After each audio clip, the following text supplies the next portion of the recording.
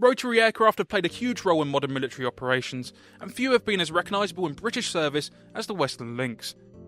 Fast, agile and adaptable, the Lynx served with the British Army for nearly 40 years, and operated in a wide range of environments, from frontline combat zones to peacekeeping missions. In this episode of Schemes Declassified, we're looking at 3 paint schemes included in the 148th Westland Lynx AH7 kit. Each one represents a different operational role and location, showing how the same aircraft could be adapted for very different tasks. This scheme shows a Lynx AH7 deployed to Croatia as part of United Nations peacekeeping operations in the mid-1990s. The Lynx had already built a strong reputation in British Army service. The AH7 variant featured more powerful Rolls-Royce GEM engines, a stronger gearbox, improved rotor blades, and a redesigned composite tail. These upgrades made the aircraft more reliable and better suited to demanding operational conditions. In combat roles, the Lynx could carry between 6 and 9 troops, depending on configuration. For self-defence, it could be fitted with 2 machine guns. In an anti-armour role, it could carry up to 8 BGM-71 TOW missiles, mounted in launch tubes on either side of the aircraft. These missiles were wire-guided and designed to destroy tanks and fortified positions. However, the Lynx shown in this scheme was operating in a peacekeeping role, painted in a distinctive white United Nations marking. The aircraft was made highly visible to all sides in the conflict. The aim was to clearly identify it as part of an international force, rather than supporting any one faction. Operating from Split Airport, crews flew patrols, transport missions and humanitarian support tasks, often in mountainous terrains and challenging weather. The white finish makes this scheme visually striking and represents an important part of the Lynx service history. On 1/48th scale, this scheme allows modelers to recreate a less common but historically significant appearance of the aircraft.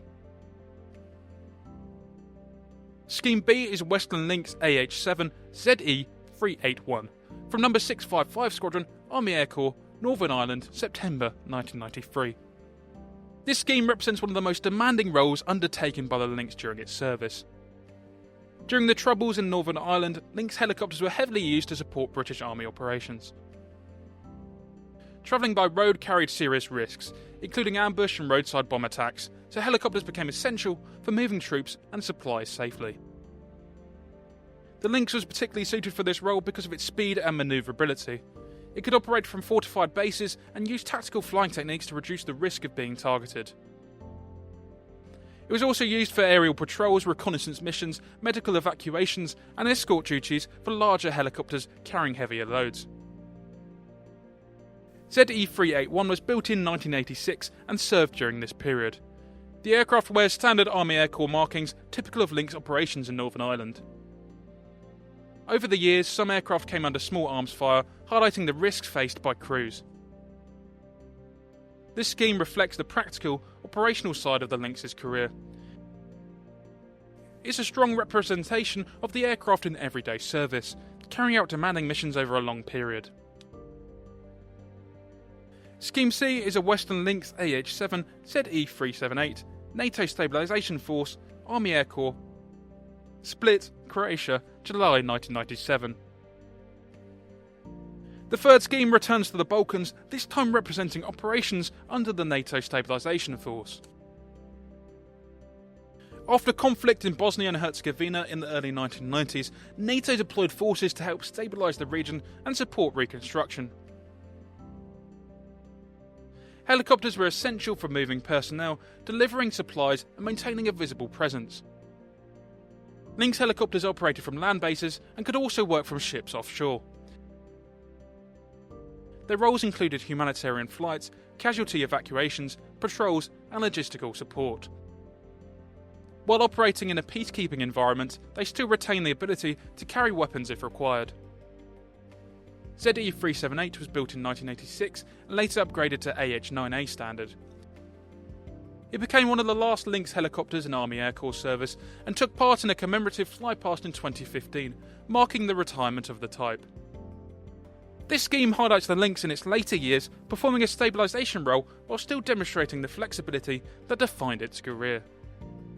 The 1/48th scale Westland Lynx AH7 kit brings all three of these schemes together in one release. The larger scale allows for more detail, particularly around the rotor head, tail section and cockpit, and helps show off the distinctive shape of the aircraft. Each scheme represents a different chapter in the Lynx story: peacekeeping under the United Nations, internal security operations in Northern Ireland, and NATO stabilization duties in the Balkans. Together they show how one helicopter design adapted to very different challenges over nearly 4 decades of service. If you enjoy learning about the history behind the military aircraft and the stories told through their markings, make sure to subscribe so you don't miss the next episode of Schemes Declassified. We'll see you next time.